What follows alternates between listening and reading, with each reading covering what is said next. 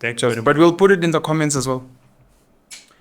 I'll put it Sinawo Madoda Thambo. Sure. Your surname is misspelled. No, it's spelled like that. T-A. T-A. I'm not a Thambo or a Thambo origin. Okay, because when I look at different articles, there's the T-A and the T-H. Yeah. I wasn't sure. It's a common mistake, but it's T-H. It's T-H? Yeah. Okay, and you believe the T-A's were misspelled and they've the T-A's were misspelled and they weren't corrected. That's what I was told. Because if it's T-A, it's Thambo, it's not Tham. That is true. So yeah, it's a matter of language. I'd like to appreciate you for coming through today. I'd like to think you are first. I'd like to call you heavyweight leader from the Economic Freedom Fighters. I've had very colorful engagements online with the EFF, which have really upset a lot of people, and I apologize for that. I did vote for the EFF back in 2019. I try to reference this a lot, but when people are angry, they don't listen. But for the fact that you're here, for the fact that you've been willing to listen to me and to take your time to come sit with me, it really means a lot. So ngiyabonga. You've been one of the youngest, I think, MPs in this country, one of the loudest young voices that we have. And maybe just to kick it off, for you to tell us why would you join the EFF? Why would you not join any other political party? No, thanks. Thanks for the introduction. So I began my political journey at university around 2015.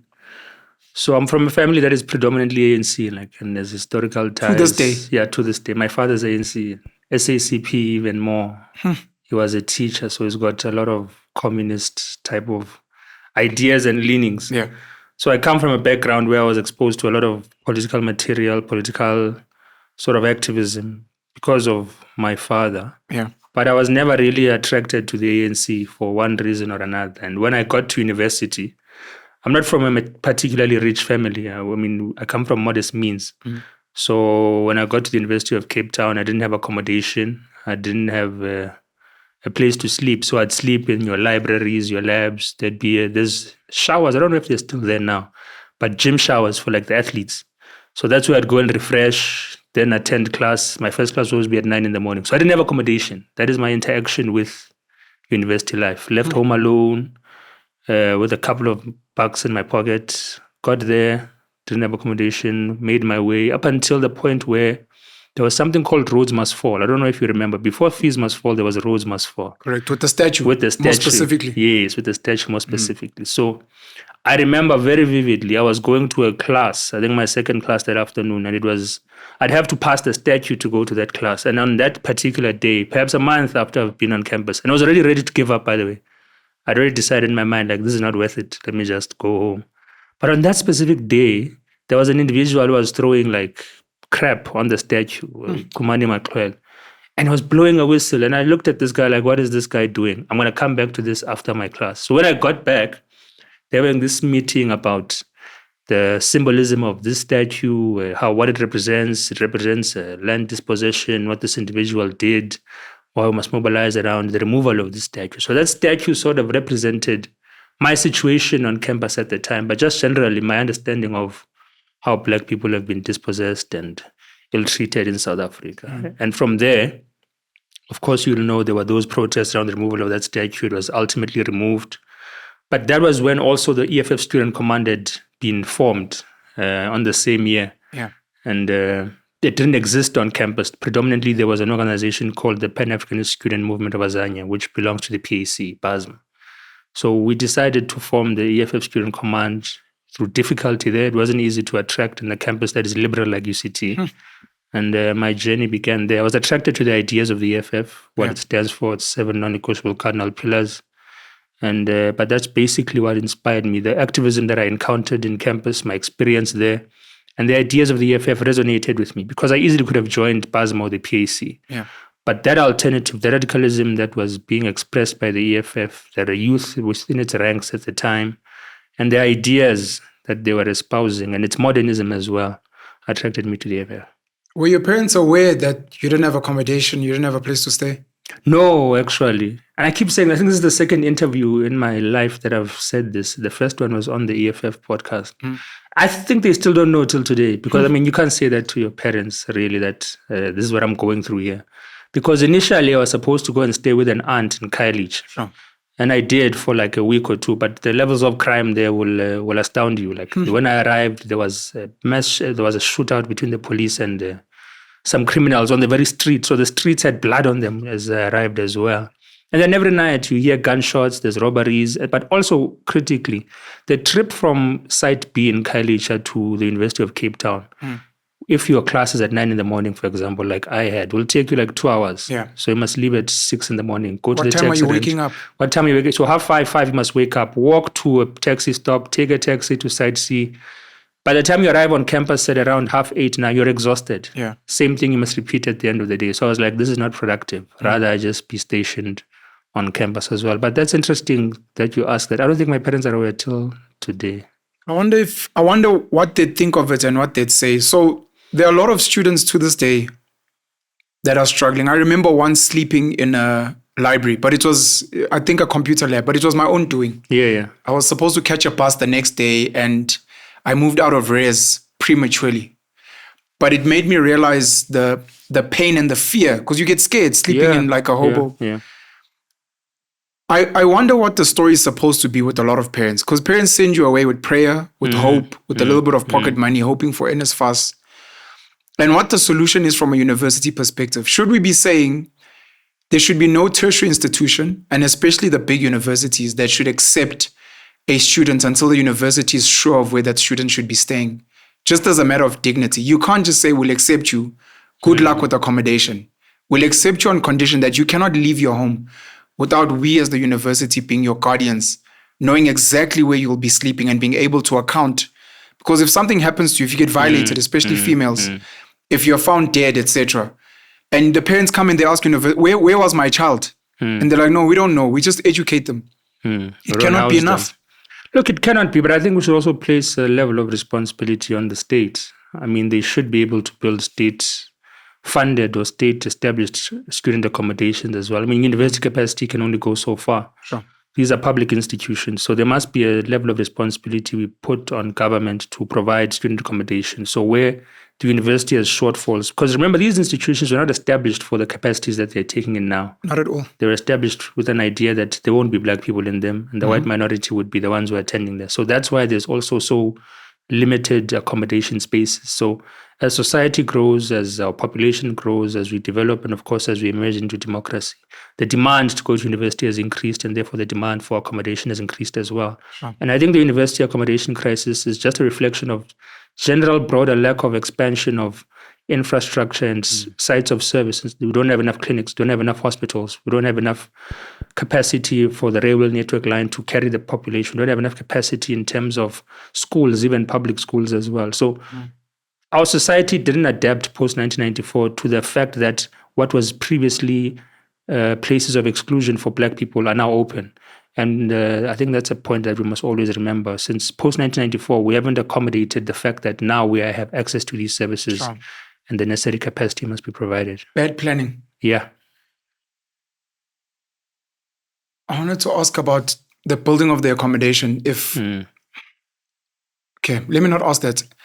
Are you aware of all these, I'm sorry to sidebar, are you aware of all these new private accommodations that are coming up? I once made a video. I was walking outside UJ, and I remember making the video. It trended on TikTok, and then I'd bump into one of the senior leaders at UJ who was confirming what I'd suspected. And then a year later, I'd do research online. A lot of these accommodations, they've got names like Thrive, etc., but they're all under Growth Point City Property mostly. Yeah. And what would fascinate me would be the BEE components of these companies. And you'd realize it's old ANC leaders. Because it looks like, to cater for the shortfall, there are private residences outside your tax, UJ, all these universities. And it's these two major property players with black partners coming to leech NSFAS money. Because that's essentially what it is, at a premium. Yeah.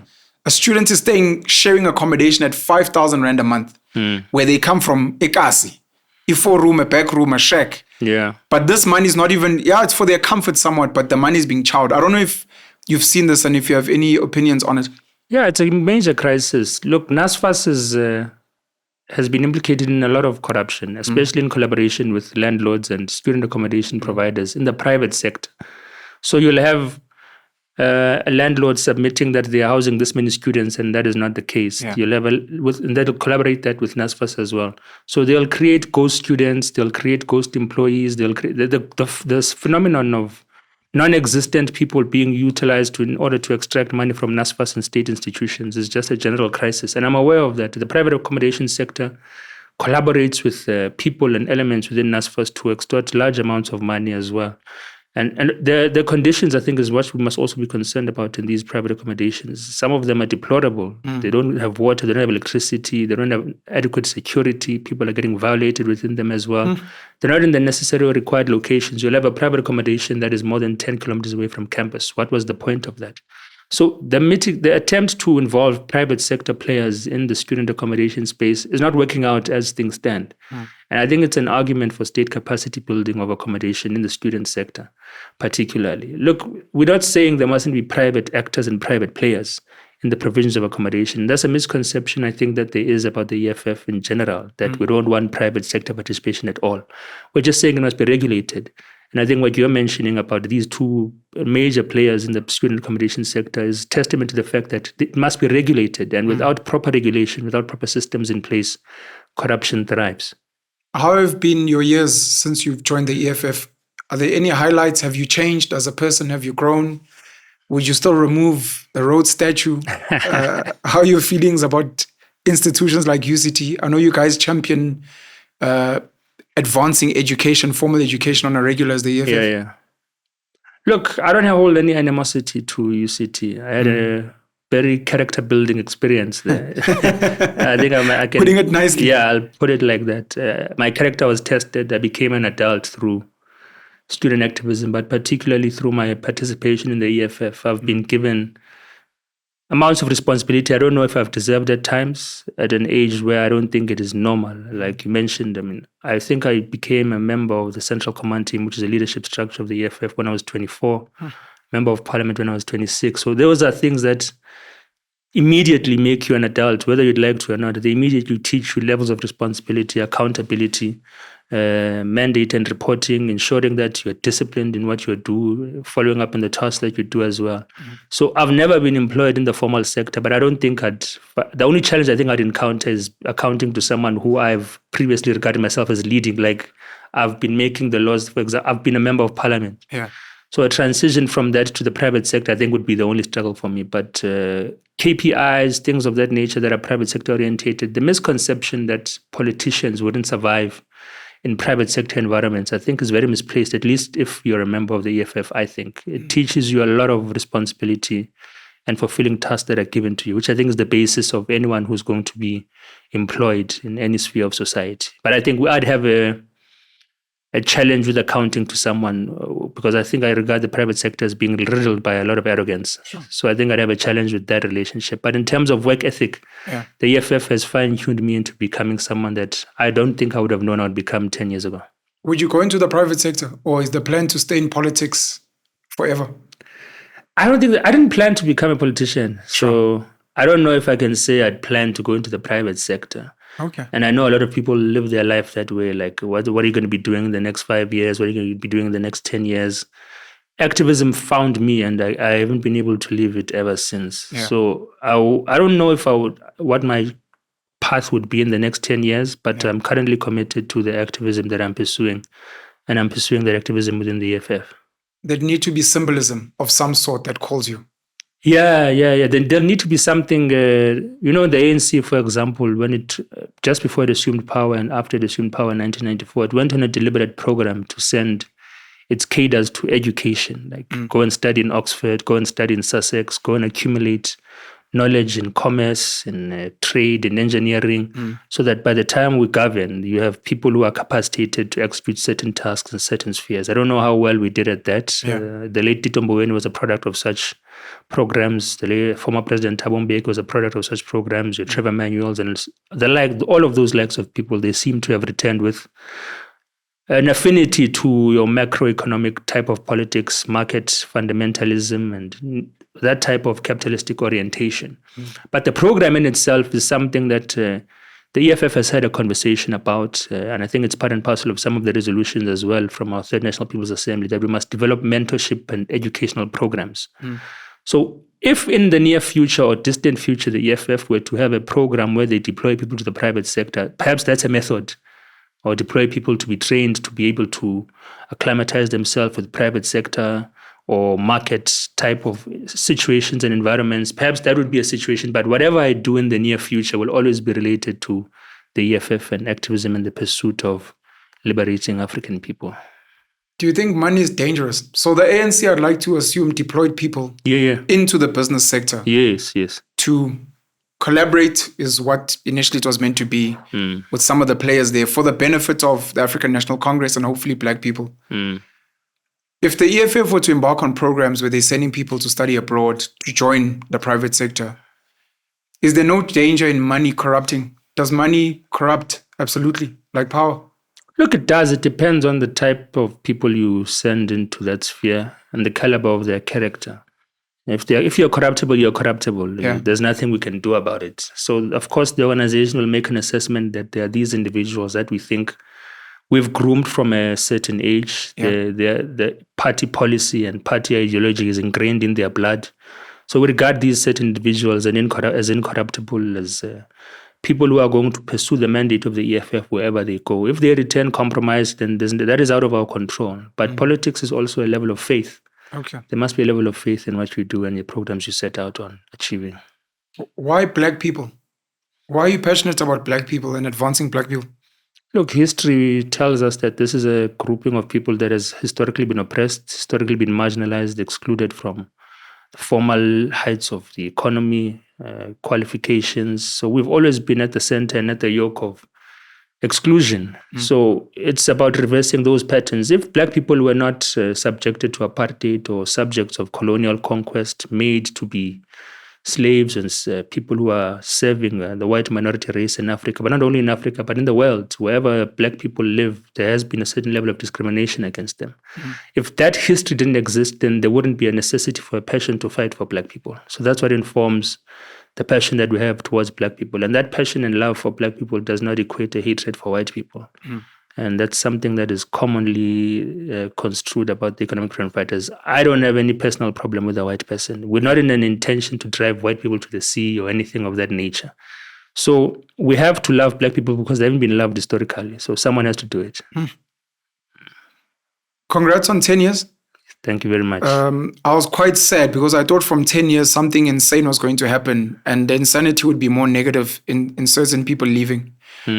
But before we get to that, were there any major resolutions you guys decided on just before you got to 10 years, just after 10 years, to be like, guys, we're a decade in, we're maybe going to start shifting some of these things? Yeah, look, I think the resolutions came at the Third National People's Assembly. The 10 years was more of a celebration. I mean, no one expected us to make it. So we had to make an emphatic statement. Hence, we had to go to the FNB Stadium. Hence, we had to have that type of extravagant celebration because it was sort of a rabbit-in-your-face type of, you said we wouldn't make it past 2 years type of thing. And we're here. And these are the achievements we've achieved as we reach this decade. And then, of course, the year after that, which was last year, we had the Third National People's Assembly, which is where we make resolutions about the organization, its future, programs of action and things of that nature. And key to those, for example, internally, we're going to dissolve regions. So the regions of South Africa is how we've organized our leadership structures at a regional level. So Johannesburg has its leadership, Ekurhuleni has its leadership, Nelson Mandela Bay, and so forth, eThekwini. But what we've come to realize is that a lot of the blueprint of how we've organizationally structured the EFF is based on how the ANC structured itself. So they were not fit for purpose. You'd have leadership that is elected on the basis of their ability to organize a faction rather than from where they're from within that region. And as a result, you'd have minimally individuals who are active and competent leading a regional structure. So we're now going to take it down to a sub-regional leadership structure level. So instead of a leadership of Johannesburg, there'll be a leadership of Soweto. There'll be a leadership of Alexandra and so forth, because those constitute sub-regions so that our organization is more grounded. Another resolution which I think has been more ground-shaking is the dissolution of the Student Command, which I was part and parcel of. The solution? Yeah, the Student Command is effectively dissolved. As of when? As of that conference. I mean, now we're going into a meeting this weekend from the 31st of January to set up the guidelines to establish the EFF Youth Command. So the purpose of that is that the EFF Student Command is largely focused on student constituency, but not the broader youth. So in order to broaden our sphere of influence in the youth sector, which is the majority of the support base of the EFF, we're establishing a youth command. And that means that we must dissolve the EFF Student Command. And as you'd imagine, very close to my heart, but it's a necessary organizational redesign process. And then, of course, there's resolutions around different spheres of South Africa society, the economy, on land, on media and broadcasting, and all sorts of things of that nature. So those are going to be communicated more effectively because we're finalizing them this weekend. But there's many resolutions that we've taken. The youth command that you guys are going to be pushing will have branches within tertiary institutions, or will they be outside of wards? So a tertiary institution belongs to a ward. Okay. So UCT belongs to Ward 57, for example. Okay. So there's going to be ward-based structures. So, and the leadership composition is part of the guidelines, which are going to be fine-tuned in the meeting I'm going to, will ensure that there must be representation of township youth, rural youth, youth in TVET sector, youth in the university sector, youth in high schools, so that it's all encompassing and all representative. Because the trick about the Student Command is that it gives you a sense that you've got the youth vote. But really, there's no more than 1.2, 1.3 million students in South Africa. It's an exclusive space. It's a very exclusive space, and it's an organized sort of populace. It's easy to think that you've got all of the youth because all you have to do is knock on a couple of doors and residences and then everyone is here. But the real youth of South Africa is spread out. They're on sports fields, they're in taverns, they're doing drugs, they're doing crime. Some are working, they're in the informal or formal sector, they're entrepreneurs. And we're unable to tap into that sector because we've got this illusion that we've got the youth behind us, but we've really got this exclusionary sector of the youth, which is in campuses. So we want to broaden our reach, and hence that decision. And as difficult as it may have been, it's quite necessary. Do you think the EFF Youth Command will be able to influence universities from outside, as it were, versus a student command that runs for SRC and the like? Look, there'll be structures in the campuses as well for the purposes of contesting SRC elections because we can't leave that space. Okay. So there will be a structure within the campus of the EFF Youth Command as part of its branches, which will work alongside the ward-based structures as well. Okay. So we're going to contest that space. And I think the students have a very close affinity to the ideas of the EFF. And I don't think there'll be a fundamental change. I raised that concern during the discussions with some of my comrades as well that, this is an established brand. Like there's something that you must, whatever we're doing, whatever we're saying, the Student Command is a brand that has established itself. One campus is year on year and year out. So we have to go back and explain the change and shift in branding because branding is important in what we're doing as well. So we're going to have to go back and do that. But I don't think it's going to be such a drastic and difficult change. Okay. I personally took offense and I was quite sad and upset when I saw you guys beginning to celebrate your graduations. Okay. It almost felt like you guys were becoming exclusionary. I've always had the view that the ANC was set up by a bunch of clever blacks that spoke good English and were well educated. And then later on, they were sort of forced to embrace other black people for the purposes of fighting in the struggle. The EFF at the time, a lot of the leaders breaking away from the ANC Youth League seemed to speak to what you're saying. Yeah. A lot of the youth, especially the youth that had been forgotten, that weren't in the institutions. And then for you guys to almost celebrate, especially from privileged institutions like your UCTs and your VITs, it almost felt like you were spitting out those people. Worse, when your leadership would speak about all EFF MPs and must have qualifications. It's like, but we started supporting you guys because people would laugh at your woodwork results because we saw a leader. We don't need a white colonial institution to tell us that this qualified somebody deserves leadership. How do you explain that to someone like me who felt some type of way with why would you create something like that instead of being more inclusive, that it doesn't matter whether you've studied or not, as long as you're a leader and doing good work, we're willing to listen to you?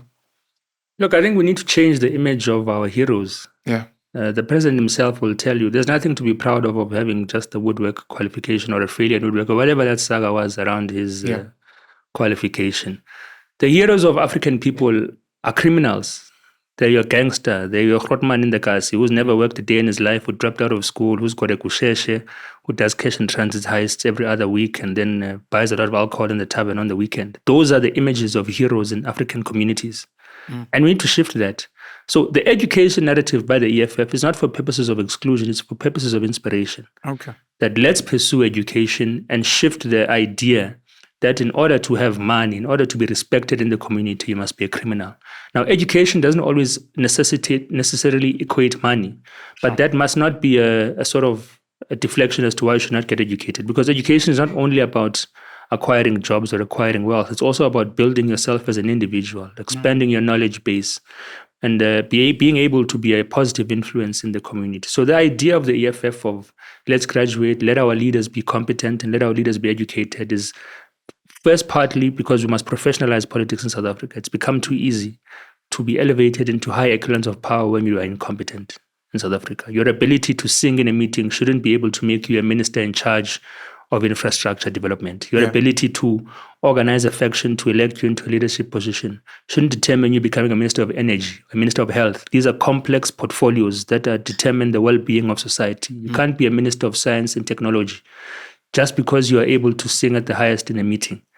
Pursue education so that we can professionalize our society. That's what China has done. Their society is built on meritocracy. Correct. We can have our qualms and complaints and objections as to the ideologies that underpin Chinese society, but meritocracy is something that must be at the forefront.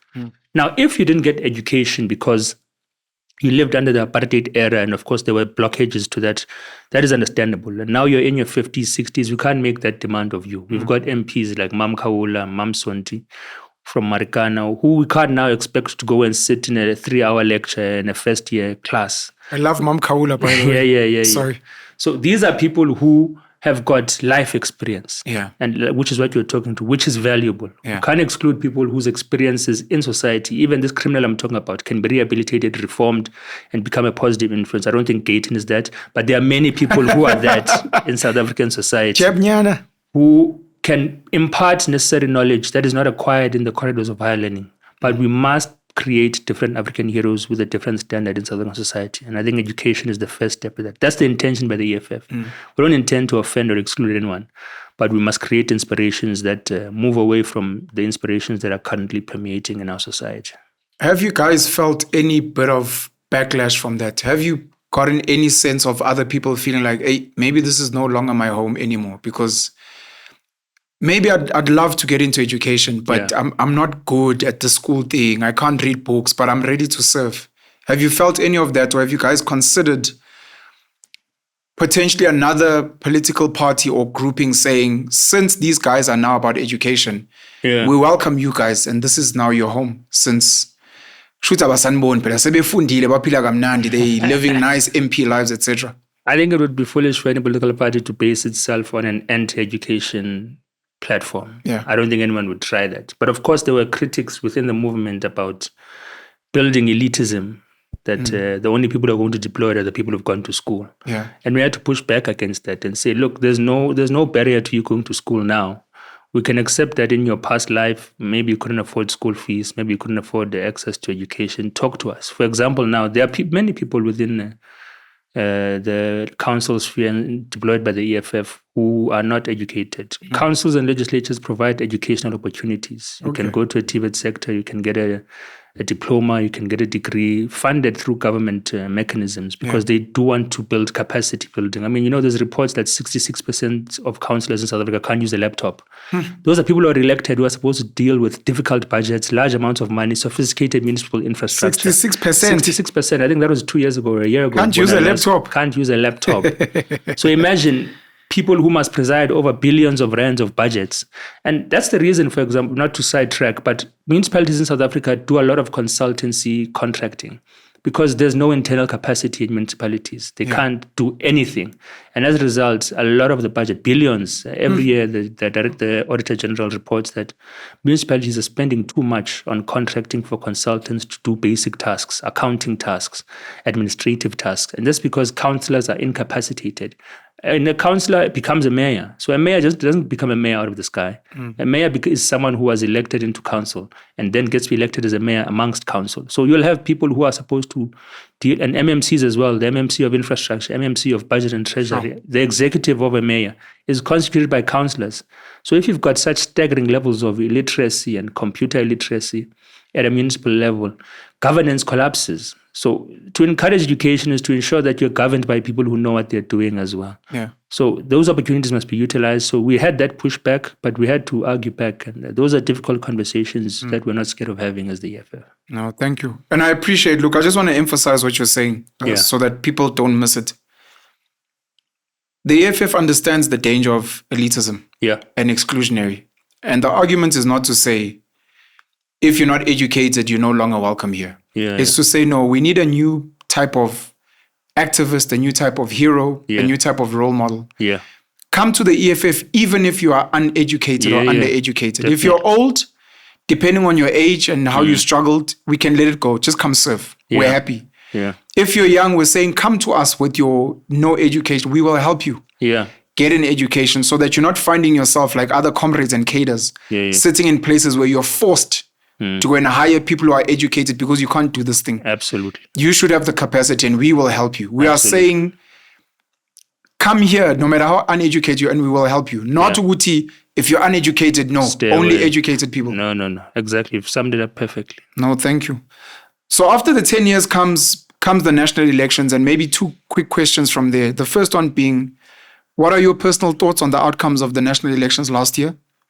And number two, what do you think has led, or maybe let me ask this, but you can choose to not answer, by the way, since you're representing the EFF. What are your thoughts of Umkhonto weSizwe Party, especially coming into the elections last year? How was your performance, in your opinion? And what do you think of MKP? Look, I'll start with your first one. The national elections of 2024 were difficult, I think, for everyone. Okay. Except perhaps the MKP, which was an emerging organization at the time. Sure. They were difficult for the EFF because there was, in our belief, a concerted effort to exclude us from government by vested interests of the Moonshot Pact. Yeah. For example, that said Pact. The EFF is enemy number one. Yes. Not even the ANC. Yeah. So we're not the ruling party. We're the third largest party in South Africa, but the declaration was that we are the biggest threat to South African democracy, whereas the ANC has been in government for 30 years and failed. And that didn't come from anywhere. That coalition of the Moonshot Pact led by the Democratic Alliance was a concerted effort by domestic and international capital, in our view, to suppress what we stand for. So we're a socialist organization. We believe in building state capacity. We're an organization that believes in guiding capital. So everything in the private sector must be guided by strict regulation by the state. The state must be involved in construction, must be involved in mining, must be involved in banking. So what we represent is a threat to the profit maximization interests of the private sector. And as a result, the elections of 2024 had a lot of money in them, going to a lot of political parties, not only funding them, but creating them. There was an organization called Change SA here. Roger Jardine, formed by an individual called Roger Jardine. It got 35 million to contest elections. Never contested elections, withdrew on the last minute. We don't know what he did with that 35 million. That's a form of money laundering in our understanding. Possibly was distributed to other political parties. The DA got more than 70 billion, I think, in donations. 70 billion? Not billion. I'm getting the figure 70 wrong. million. 70 million. Okay. Action SA got millions. And if you look at the common denominator in terms of funding, you find the Oppenheimers, you find it's Robert Marshall, I think is his name. You find these individuals who are funding Martin Marshall. Martin Marshall, not Robert Marshall. You find the same individuals funding the same political parties who have the same ideological positioning. And the EFF is not getting funding from any of these people, not that we want it or we need it. But you can see that there's a formation of political parties, a creation of political parties, and a funding of political parties to ensure the exclusion of the EFF from governance. And they weren't scared to declare that. So those are the conditions under which we were contesting those elections. It's not an excuse. We make reflections on our own internal incapacities as well in terms of organizational structures, not being present in every ward as we needed to be. But there was a concerted effort to ensure that the EFF failed. And within that context, we declined by a percentage point and a bit, from 10% to 9%.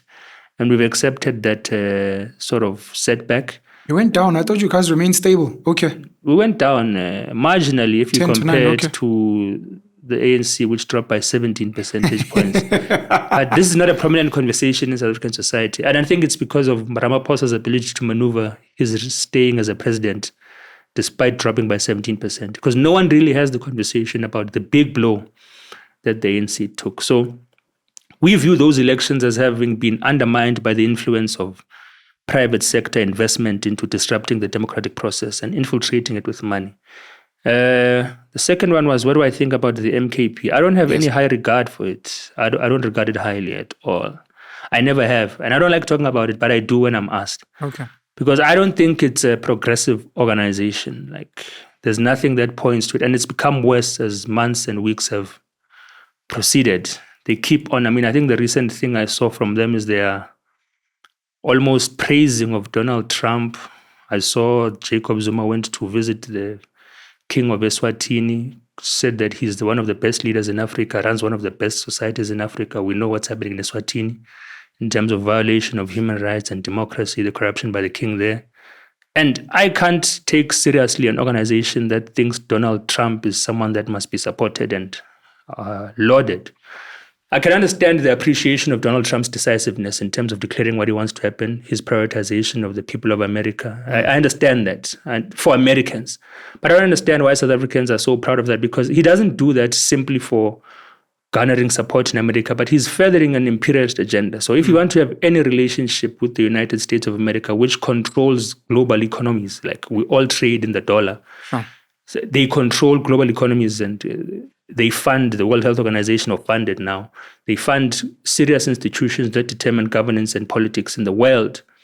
And he's saying that any relationship with them, and if you want foreign aid with them, if you want to trade with them, you must be aligned with the foreign policy directives of the President of the United States and the foreign policy imperatives of the United States of America. Now, that's imperialism, because you know you've got control of the global economic order, and you are saying to us if you want to benefit or participate in that order, you must align to US policy interests. Now, that's a form of influencing and undermining our sovereignty. Agreed. Because you want us to align to what you're doing for your country, to benefit your country, if we want to benefit in any form or way from the global economy. Now, we can't support that as a progressive organization. Let's leave that. He says pregnant young girls must be sent to Robben Island without putting any blame on the young boys. We don't know what's going to happen to them. Who was this? Jacob Zuma, yeah. Pregnant young girls must all be sent to Robben Island for rehabilitation, or whatever he was saying. Without any regard for the fact that a lot of teenage pregnancies occur out of sexual abuse. He says that. He says that we must reinstitute the power and control of monarchies over South African political society. Now, the Constitution of South Africa makes provisions for the role of monarchies, and the EFF appreciates the role of monarchies as well in our society as custodians of our history and bearers of our traditions. Like, we appreciate kings, chiefs, and monarchs, but we're a constitutional democracy. Now, for political expediency, he wants us to return to a form of feudalism where, like, kings and chiefs run sort of enclaves in society, sort of Bantustans. The king of KwaZulu-Natal must have political control of KwaZulu-Natal. The king of Amatembu in the Eastern Cape must have control of the Abatembu tribe. So it's decentralizing our society, and it's going to base our existence in South Africa on tribal and chieftain, king and lines. We disagree with that. That's not progressive. That's taking us backwards. I mean, society developed from feudalism to capitalism, which we don't agree with, and ultimately, as Marxists, we believe it will progress to socialism and communism. So he's taking us backwards as an organization. I mean, there's a lot of things I can cite that I do not think the existence of this organization is beneficial to Black people. That is my perspective on them. But of course, they won a sizable chunk of the electoral vote in 2024. Yeah. And because simultaneously to these regressive positions that they hold, they simultaneously want to hold contradictory postures, such as being anti-colonial, anti-imperialist, such as being, they say they're class orientated. They don't necessarily say that. They don't say they're Marxist, but they say they're working class orientated or something of that nature in their constitution. So they exist with these two contradictions at the same time. So they're in parliament. They claim to support certain things that we support, and we'll vote alongside with them where necessary, but I have very, very little regard for them. I want to emphasize what you said, and this is very important for people. I know many of us, including myself, criticized how the EFF performed. Yeah. I actually thought the EFF was going to grow, to be honest. Yeah. I thought you guys were going to go to 13, 14%. I really didn't think Umkhonto was going to do well, personally. I was very shocked. All of us, I think. Yeah. The ANC, I thought was going to maybe just dip under 50. Yeah. I was very happy that they did so badly. And it is shocking that to this day, they've kept to Ramaphosa more than anything. Yeah.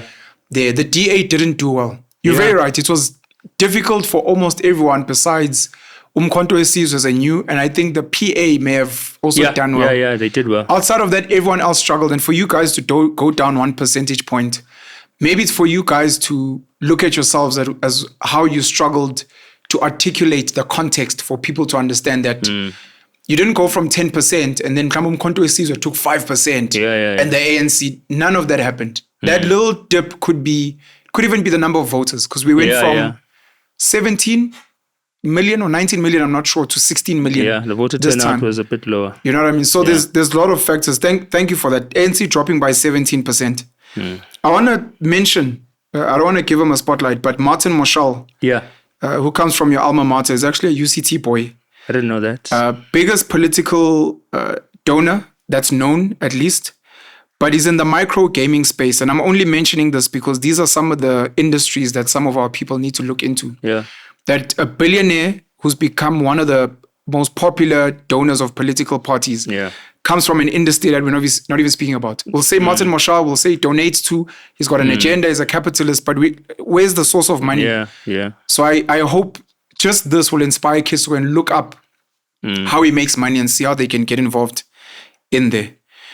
On the funding, when you speak about how you guys didn't get funding, people would like to know where you guys get money from. And I don't know if you'd like to clarify the story of Adriano Mazzotti and his link to the EFF, because there's been a lot of criticism whenever you guys get questioned about Adriano Mazzotti, his role in the EFF, at least financially, and where you guys get money from. Look, the EFF draws its income from constituency funds. So the IEC and legislatures and parliament give a large amount of money to political parties, by the way. Like, you'd be very surprised, like millions. You can't tell us how much you guys got? No. You can look it up. It should be public knowledge. Actually. I don't think it's public knowledge, but I think there's over $1 billion, if I'm not mistaken. I'm not sure. Yeah. That was given to political parties that were existing, at least. Yeah. We get allocations every quarter, if I'm not mistaken, of amounts from constituency funds of parliament, provincial legislatures, and from the IEC as well, based on the electoral performance that you got, that determines the amount that you get as well. So that sustains our offices, our staff complement, and supplements the money that pays for our programs as well. We've got merchandising, we've got membership fees. So that is the core of the funding for the EFF. And a lot of people think that what we do is extravagant. There's nothing extravagant about anything that the EFF does. It's quite affordable if you look at the amounts that we receive in terms of funding from legislatures of South Africa. And to talk to Adriano Mazzotti's relationship with the EFF began and ended when he gave us the money to register with the IEC back in 2014. That is when it started, and that is when it ended. That's the only money that Adriano Mazzotti has contributed to the EFF, and we've always been open and public about that. But because that was the foundational money of the EFF in terms of becoming a political party that contests elections, no one wants to let go of him as a figure. Yeah. And they want to consistently portray him as someone who funds the EFF. He doesn't give anything to the EFF in terms of money. That was the money he gave when we were registering the political party, and that's where it ended. And we continue to appreciate him. I mean, he's not convicted for any crime. Oh. So I don't know why there's any expectation of us to distance ourselves from him. And we're not going to do so. So we're thankful for that money because it built this movement that we see here today that is fighting for African people. How much did he give you guys money, and do you know why he's not contributing anymore? Look, it's the registration fee for political parties. I don't know how much it is now. I think it was around 250,000 to register a political party. I'm sure it's increased now. But if my figure is not mistaken, around there to register the EFF with the IEC, it's a costly amount of money. So even that creation of political parties we saw in 2024, where there was so many political parties contesting, they got money somewhere, large amounts of money to register the political party itself. But it's ended there. Like there was no need for him to give us money moving forward. Wouldn't you guys like him to give you money? I mean, let's say he watches this episode. It's like, oh, if these guys want money, guys, I've got money. Don't be scared of me. Look, it's up to him. I don't know why he doesn't give money anymore, but it's up to him. And we certainly would not reject it. I don't think we'd reject it. Are there any other big funders? I think, I stand to be corrected by you. Untate Patrice Motsepe has donated to the ANC, the DA, and I think you guys. Yeah. And I think the Freedom Front Plus as well, if I'm not mistaken. Yeah, he does that every election. Okay. Yeah, he just donates. I think he must be encouraged to donate to the IEC has a sort of collective pool where donors can throw money in and then it's distributed to political parties. I think if he doesn't want his name to be controversial, he must just do that. I don't think he minds his name being seen, by the way. Oh, yeah. I think he's doing it for business reasons. Yeah, he says if ever the EFF takes over power, it's like, but guys, I also donated to you. I wasn't hostile. He says it's in support of democracy, but there's a democracy fund where you can put all the money. So I think to avoid his name constantly being in political conversations, it would be best for him to do that. I'm not saying he should, but yeah, he gives money to everyone. But you guys would accept money from anyone who believes in your cause? Not anyone. It depends who. I mean, I don't expect Rupert to believe in our cause, and I don't expect us to. But you take his money? Him. No, we wouldn't. Why not? Rupert gives money with conditionalities, and individuals like Rupert, when they give you money, they place certain conditionalities on what you must do once they've given you money. I think the Democratic Alliance is trapped in a very nefarious relationship with capital and the people who have funded them. Because within them now, if you look at this GNU, the ANC is passing legislation that the DA thought it would stop when it was in the cabinet and within ministries. And there's a big push internally that let's pull out of this thing because it's going to politically compromise us going into elections in 2026. I mean, their core constituency is against the Bella Act, is against the NHI, is against the Expropriation Act. Yes. And they can't pull out because capital is invested in Cyril Ramaphosa as the president of South Africa. And if the DA pulls out of that national government of national unity, it poses a huge risk to Cyril Ramaphosa. But secondly to that, it poses a huge risk that the EFF will enter. So they are just told to accept whatever legislative steps that are being taken by the ANC that are opposed to their core values because capital has a vested interest in stopping the EFF from entering, but also in retaining Ramaphosa there as a president. So I think we can't take money from people like your Johan Ruperts and individuals of your Nicky Oppenheimers, because their money comes with compromising conditionalities. And anyone who supports the DA and wonders why they're not getting out of the GNU, you must know that they ate wrong money. And it's placed them in a very difficult situation where they have to stick it out, whether they politically believe in it or not. If Rupert doesn't give conditions, you take the money. Let me not answer that. I don't think we take his money either way, man. He's an individual who's diametrically opposed to what the EFF stands for. Sure. I don't foresee that ever being possible. Like, he wouldn't do it. Maybe he'll donate like Motsepe and say in the spirit of democracy. No, he doesn't believe in us. He hates us. Johan Rupert despises the EFF. And I think the feeling is mutual. There's no situation. Yes. I want to read a bit from this article. This is iol.co.za, to what you were speaking about. This is how much parties received from the IEC ahead of the 2024 elections. It was written by Usiyabonga Mkhwanazi. This is April 22nd last year, 2024. Just briefly, the IEC allocates millions of rands to all parties represented in parliament and provincial legislatures every year. In the report tabled in parliament on parties represented in the National Assembly, the ANC received 148 million rand from the commission. The IEC gave the DA, which is the second largest party at the time, 62.7 million rand. And then the Economic Freedom Fighters, which had 44 members in the National Assembly, received 40.9 million rand. Inkatha Freedom Party received 14.6. The Freedom Front Plus at the time received 19.5. The UDM 6.4. The National Freedom Party 6.1. COPE at the time 4.4 million. They put ATM 7.8. 5.2 million to Al Jamaa. So to what you were saying, some of the money that the EFF uses to run is money from the IEC that is given to parties anyways. Okay, no, thank you for that. I just wanted that clarity. Spoke about Mazzotti, you spoke about money. The monarchies is one of the things that you mentioned. Yeah. You guys were in the news at some point going to hand over, I think it was a car and maybe cattle to a king, Buelekhaya Dali of Abatembu. Yes. And you're speaking about how Eswatini, they're violating people's rights. Some people want democracy. Why would you guys do something like that? What role do you see kings and chiefs playing in South Africa in the future? Very important role, because we believe that the fight that we're fighting against domination of African people by a minority is not one that starts through a political process. I mean, kings fought against the invasion of their lands and the dispossession of their lands and the killing of and enslavement of their people. So the fight against colonial domination and conquest is rooted in kings and queens and traditional leadership in not only South Africa, but the entire continent. So they play a huge and important role as custodians of our culture, custodians of our traditions, not only in terms of tradition itself, but the tradition of resistance against domination. So they play that a very important historical role in our society that we must never let go of. But they also play a role of maintaining and sustaining a lot of our communities. A lot of our communities reside on communal land. They reside through communal beliefs and communal values that are enshrined in many of our cultures, where the people know your neighbor will never go hungry if you live under the kingship or the chieftainship of a certain tribe. They shouldn't go hungry. They shouldn't. Yeah, because a lot of them go hungry and they come and become Omanchingelani here. Absolutely. Yeah. So they maintain a lot of our communities that are neglected by formal and modernized society, that are neglected by government. In your rural areas, a lot of the sustenance and political systems that are running those communities and keeping them stable, keeping crime out, are ran through those traditional systems. So they play that important role.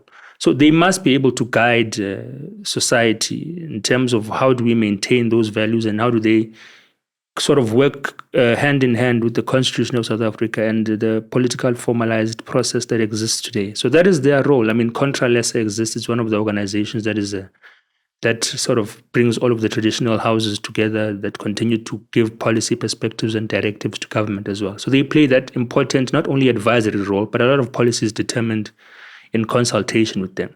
To say they must be given formal political power to govern on their own in enclaves is going to devolve society into Mthatha, that is a state on its own, eThekwini or Ulundi, that is a state on its own. So we don't want that. You can't devolve society that has currently constituted itself as South Africa, a unitary state.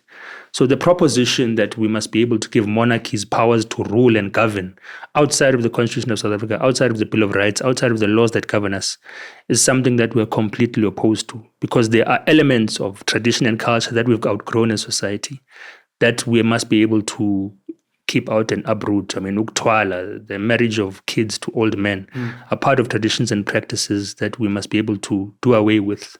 There's many that I could list that are part and parcel of traditions that we've outgrown as society. So we must be able to live hand in hand with modernizing and tradition. And to give that power totally back to monarchs is just a devolving of society into something we've outgrown totally. It's feudalism. I wanted to confirm the number of people living on tribal land in South Africa is approximately 17 million. It's a lot of people. According to reports. This is from theconversation.com. Okay, and then you guys giving Buelekhaya Dalindyebo the car and the cattle was just a gift. Yeah, we're honoring him. In those things. Sakubuhlobo naye, and but also akwazi kwakubuhlobo nokumkani. This is Toba, we're honoring him as our king. The same way we've honored the king of the Zulu nation, the late Zwelithini. We've also honored the king of the Zulu nation today. We've also honored many kings and queens, the queen of the Bapedi kingdom. We've visited her on many occasions. We were with her on her birthday, I think 2 years ago as well.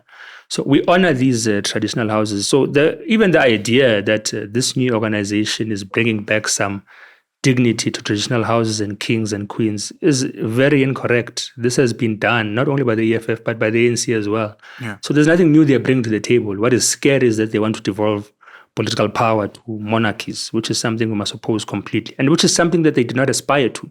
But they're being promised by someone who wants to leverage their votes, that they'll be given some sort of formal political power. And he himself knows it's not going to happen. But that is what that individual, that's his character, and that's how he operates. He lies to people, makes fake promises to them to leverage his own expediency. And I see a lot of backlash that has been occurring post-elections from the business sector that was promised certain things, from traditional houses, chiefs, the tech industry that was promised certain things by the organization in question, and they're now not following through. Certain deployments were made in parliament based on people belonging to traditional houses, belonging to certain hostels.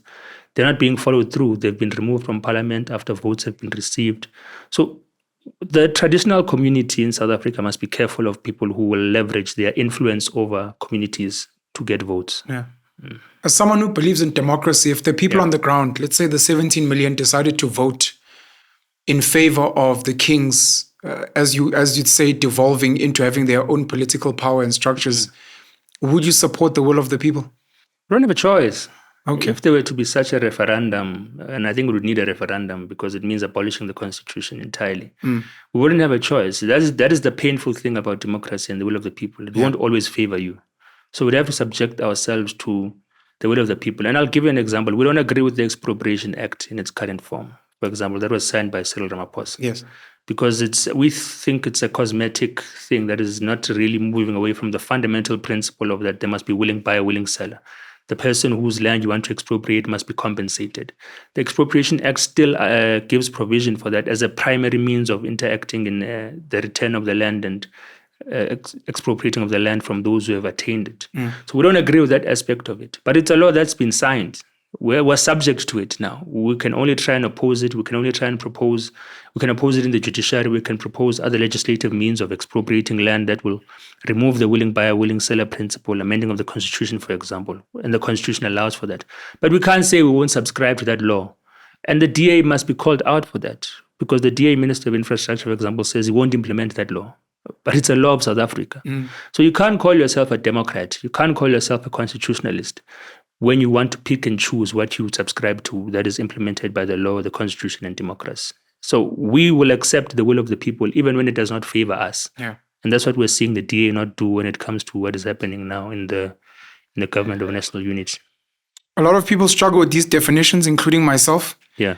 If you can please explain to someone who's never heard of this gentleman before, who Karl Marx was, what is Marxism, what is communism, what is socialism, what is capitalism, if you don't mind. So Karl Marx was a theoretician in the 1800s of German descent who sort of developed the theory of Marxism, rather, what became Marxism, which entails the transfer of the means of production to the working class. He was a huge critic of feudalism, where feudal lords, monarchs, would control land and peasants would simply work the land to the benefit of those feudal lords. So his theory was that all land should belong to the people, to the working class.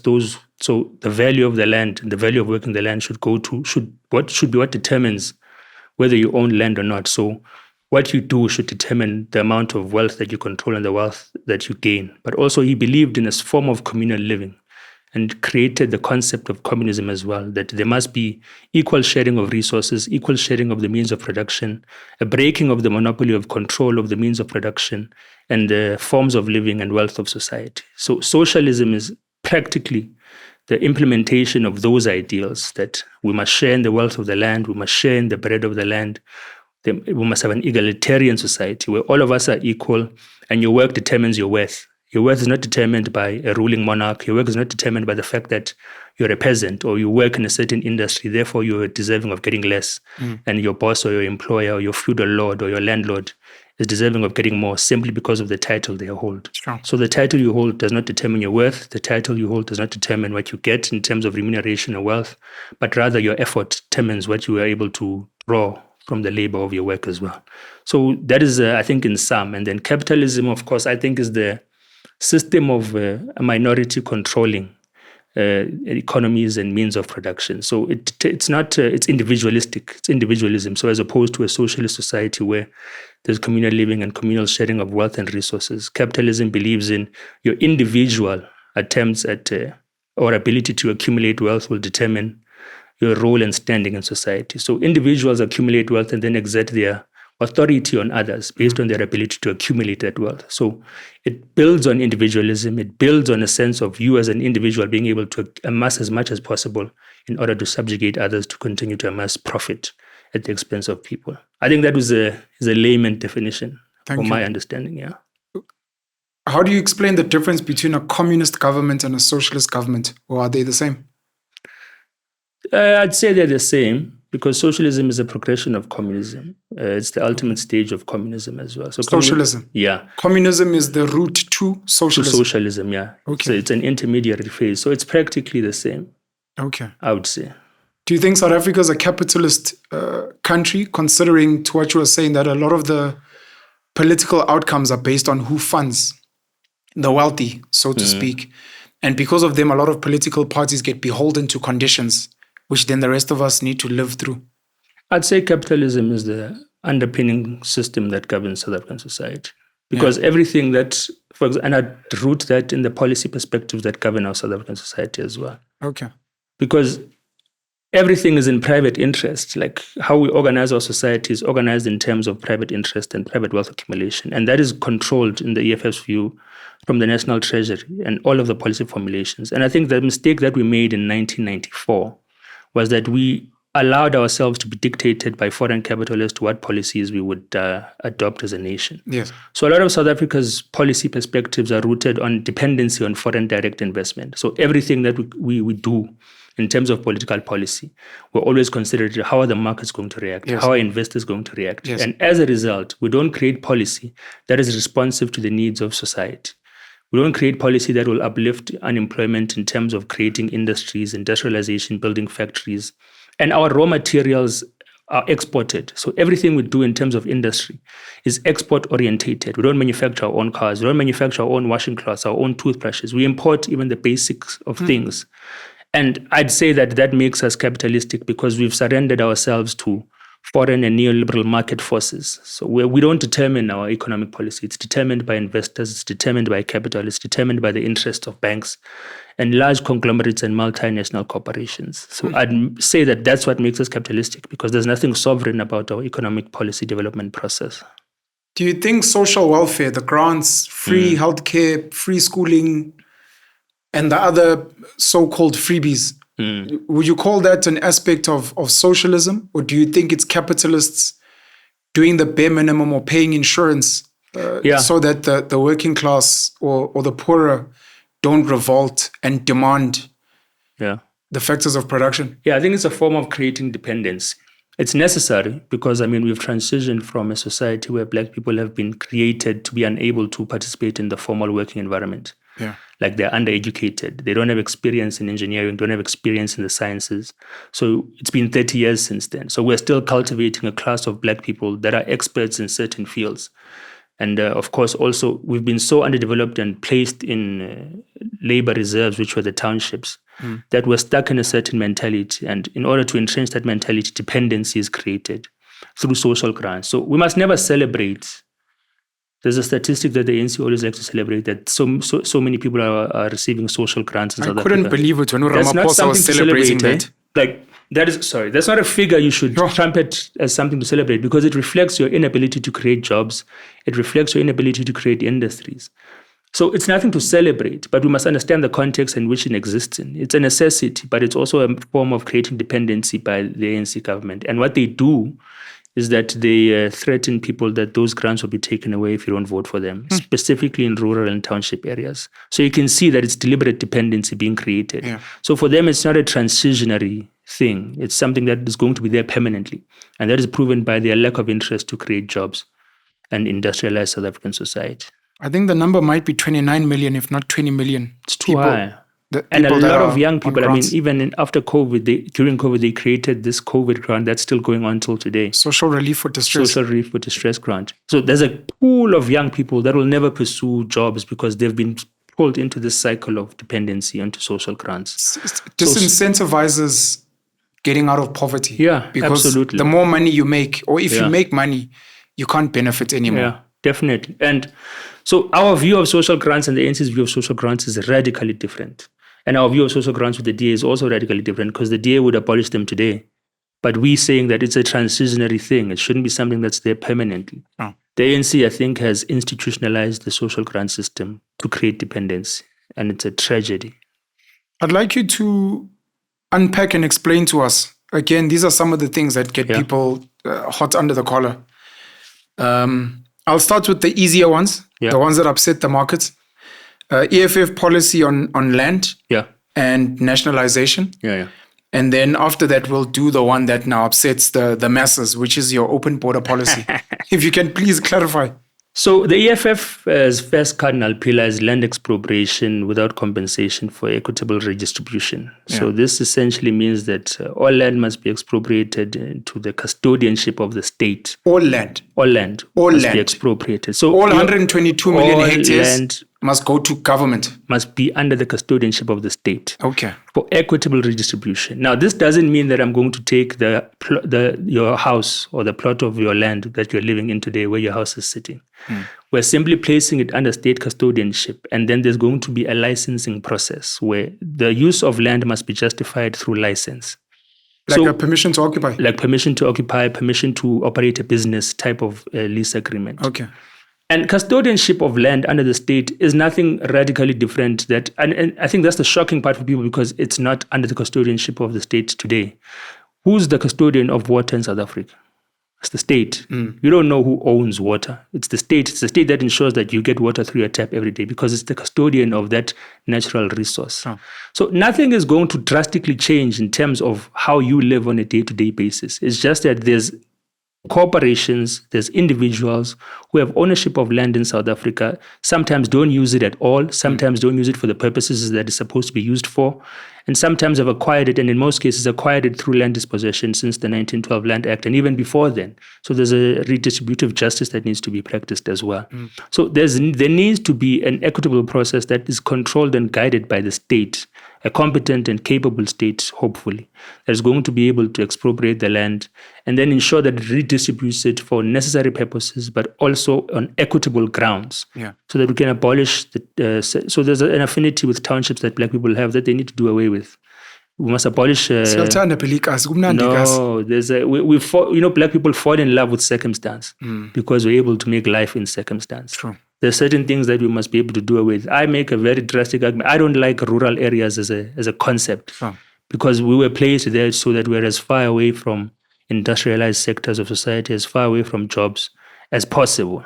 So the affinity we build with these locations, with these areas, is because we've built families there, we've built friends there, we've found love there. We've built homes, we've built taverns, we've built places of socializing in there. But those are not places, some of those places are not places where you should be occupying. I mean, if you go to Cape Town, a person who's from abroad can go to Cape Town and never see the township and not know that it exists, because it is placed so far away. And this is the racial spatial planning that requires land expropriation as well. It's placed so far away from industry that you don't know that Black people are even there. You don't know that Khayelitsha exists. You don't know that Down 2, Side B, and all of these places exist, because the social planning of South Africa, the spatial and land planning of South Africa, is based on racism and apartheid and land dispossession. So a state needs to mediate this conflict and this contradiction. And that is the simple thing that we're saying. I don't know why people are alarmed by that. I don't know why people are alarmed by nationalization. I don't know why people are alarmed by any of the EFF's policies, because they are practiced in many countries in the world, and there's not been proven to be detrimental to any economic growth or economic development. I want to stay on land. The current model that the kings have is the model you guys want. Because kings have custodianship over land. Let's use Ngonyama Trust as the most popular example.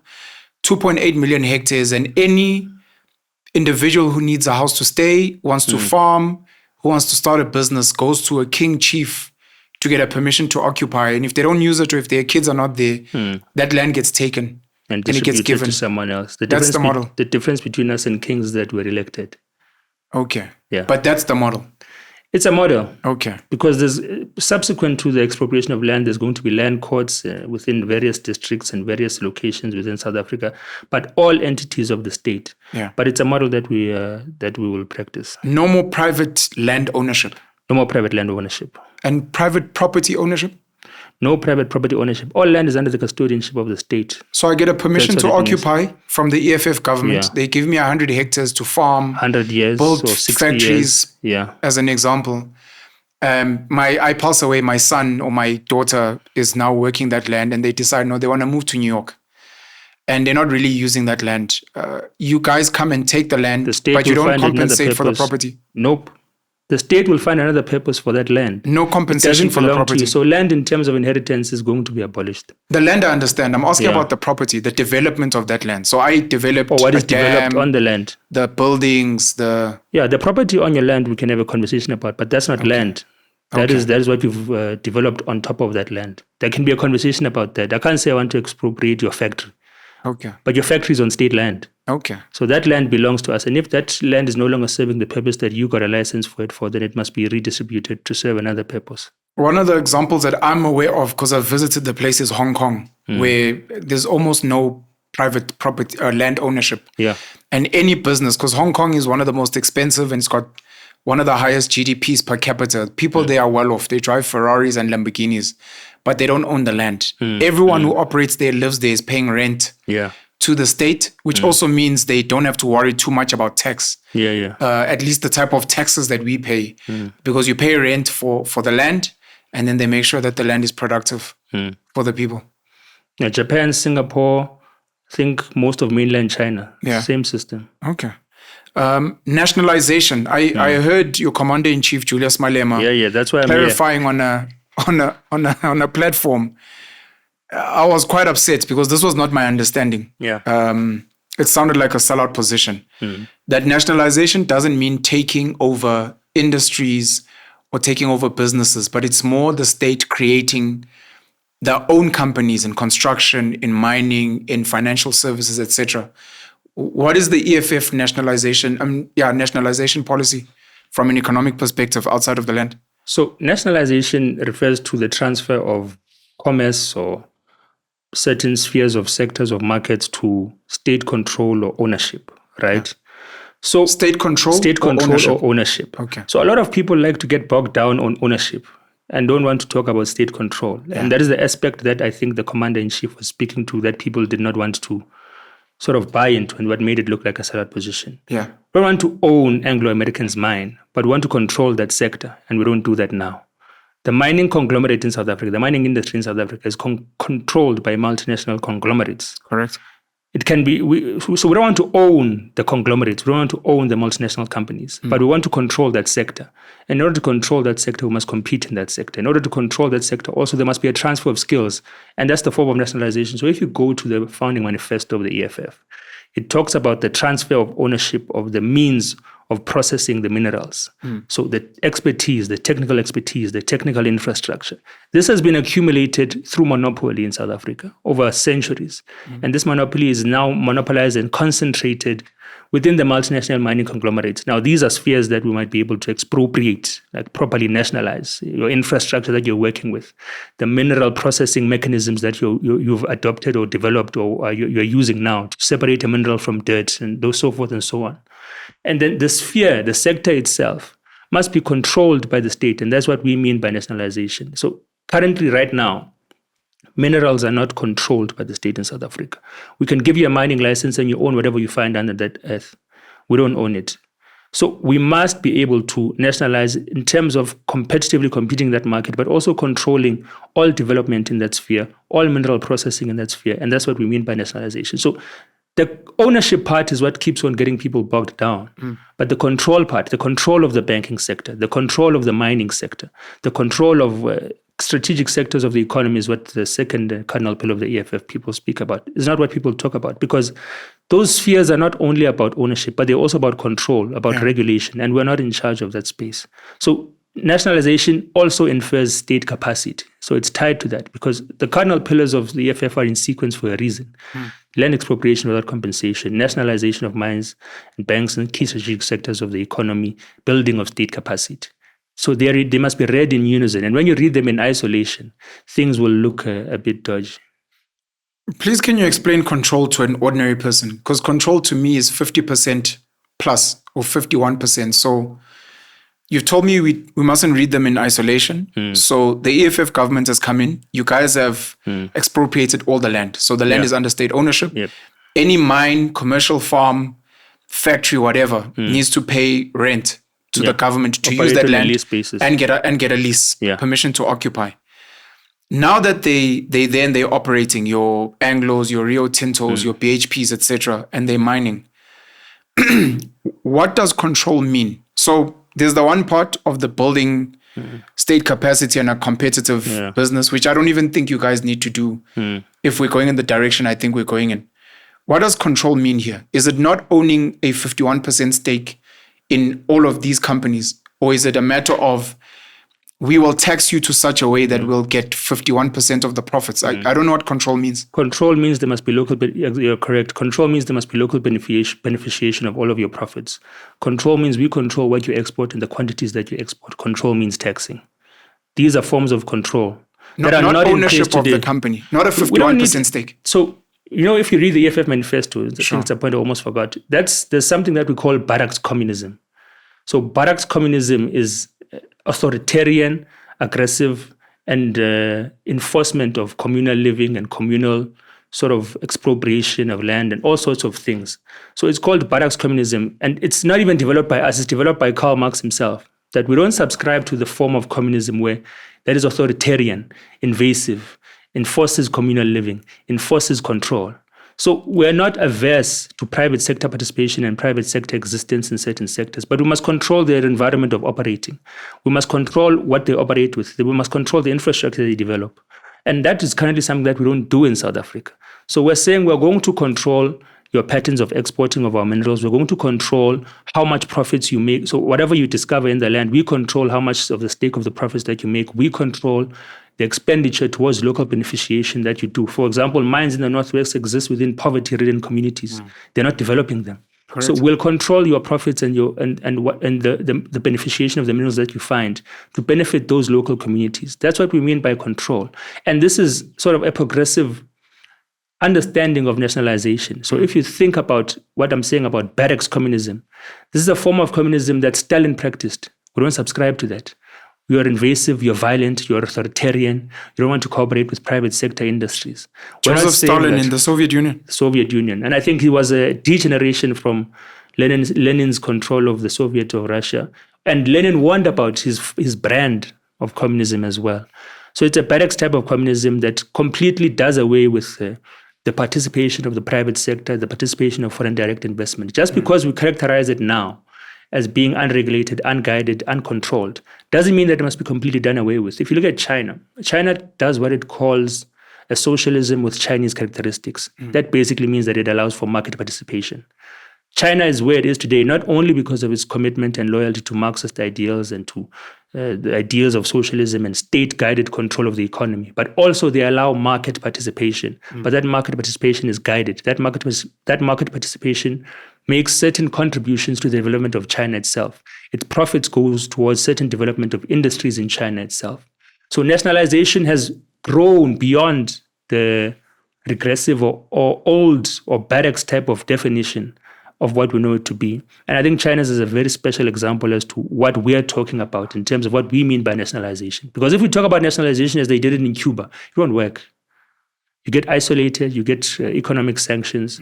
So you have to develop, according to the context and conditions which you live within, as China did, your own type of how you're going to implement Marxist principles and Marxist ideals, accepting that private sector interests exist, accepting that market participation and market competition exists, but ensuring that the state guides and controls all of these industries. Cuba's not a role model for you guys. It is a role model because they've been able to sustain themselves despite all of those aggressions and antagonisms, but I don't think it's necessary for us to go through it as well. Okay. We must be able to read global dynamics and how the response has been to certain implementations and practices of what we believe in. And China doesn't get a lot of attention in terms of how it's done this. Singapore as well. The state basically guides, controls, and determines everything in terms of what the private sector and the markets do. So we have to learn from the pitfalls and downfalls of what happened in Cuba, what happened in Burkina Faso, what happened in many nations that have pursued certain brands of socialism, what happened in Ghana. So there's many nations that have pursued certain brands of socialism and communism and Marxism that have failed not because they are inherently flawed, but have failed because they exist within a global ideological system that is going to suppress them and is going to isolate them. So the progression of society towards socialism is going to be very slow, I would say, because we're fighting against a global system that has established itself and has developed systems to isolate and choke out anyone who tries to develop an alternative system. I saw you wanting to say you're pursuing some sort of Penuelism. Yes. I don't know how many years ago. You're going to have a very difficult time to establish any form of system when there's systems established in society I hear you. that are going to isolate others. So that is what we're doing. So we don't subscribe to barrack communism. We subscribe to establishing our ideals and implementing them within context that we exist in. Your nationalization explanation sounds very complex in implementation to me, as someone who actually cares about reaching the objectives of what you're trying to achieve. Calls it a mixed economy, but theirs is much more liberal. They say they subscribe to a mixed economy. So that's national. They call it the National Democratic Revolution. So it's phases of implementing socialism, but they've gone way beyond compromises that would have been important to make as well. But it's not complex. As an ordinary South African, I'm listening to the regulation, to the control, to the beneficiation, to the export. And in my head, as an ordinary South African, I'm thinking, I think Mswati does this. I'm not sure. Why not, as the state, not say, if you come operate in our country, we will take 51% of your company, not because we want to disrupt operations, but we want to sit on the boards and make the decisions so that we are employing our people, so that our people are getting paid well, so that we are ensuring that whatever is being extracted is being beneficiated and that there's skills transfer. Then you don't have to worry about everything else in terms of compliance. We own 50%, we sit on your board. Any decision that we feel is focusing on profit maximization rather than the people, we then just quickly outvote it. But you can come operate here, you will make money. But we own 51% of every company, and then it's straightforward and everyone knows. Do you think what Trump is doing with TikTok is nationalization? Maybe explain your understanding of what Trump is doing, and then I'll answer quickly. So he says that if TikTok wants to operate in America, the USA must have 51% of a stake in it. Did he say 51%? I think 50 or 51%. Okay, I believe that's nationalization. Do you think that's nationalization? Yeah. I don't think he believes that's nationalization. So do you see that it becomes really foggy? Like it's not easy to say. What we're saying as well, it's our form of nationalization that we're saying we're going to implement. Yeah. We're not saying we want to own 50% of anyone's industry, because we understand the hostility that comes with it and understand the weakness of South Africa in this global context. But Trump can say he's nationalizing TikTok without saying he's nationalizing TikTok. He definitely is. He's nationalizing TikTok, and he can say it without consequence. We can't say we can't make certain proclamations, certain statements, and certain things without consequence. Is it a fear of the backlash of the wording? Because I'm Anglo. It's a managing. I'm Anglo. You're telling me as the EFF government, I'll own 100% of my company. I have to get a lease. I have to pay licensing, whatever. I own 100%. It's my company. But you're telling me that you'll dictate the taxes. You'll dictate what I can export and not export. Yeah. You'll dictate how much certain labor laws to local communities. Yeah. But in essence, it might be the same thing. If I tax you 25% of whatever minerals you extract of their value, 25% must go towards developing a community. If I say to you the amount of quantities you want to export, we're going to tax about 10% of them. I can get progressively to 51% without telling you that I'm taking 51% of a stake of your company. I control your decisions in terms of where you're going to locally benefit the minerals you've extracted. I control the amount of exports that you're doing because the amount of profit you make from your exports, because I'm going to tax them. So progressively, I don't really need to say to you that I'm taking 51% of the stake of your company. But in substance, I might have done the same thing. That's what you mean by control. That's control. The substance of what government will be doing in regulation. Yeah. Will ultimately can be defined as nationalization. Okay. It can be defined. But because these multi-corporations exist in such an environment of fear, you have to explain to them the beneficiations of what we're trying to do in terms of nationalization. Okay. So we can't just say like Donald Trump, we want 51%. We have to find these creative mechanisms of ensuring that ultimately we've nationalized your company through taxation, through legislation. You answered my question. Yeah, perfect. I am happy. Are you happy now? Why do you guys prioritize? Stop tweeting? Will you stop tweeting it? Because you were going on about it for the past 2 weeks. The clip. Yeah. It was the clip. Are you happy with the...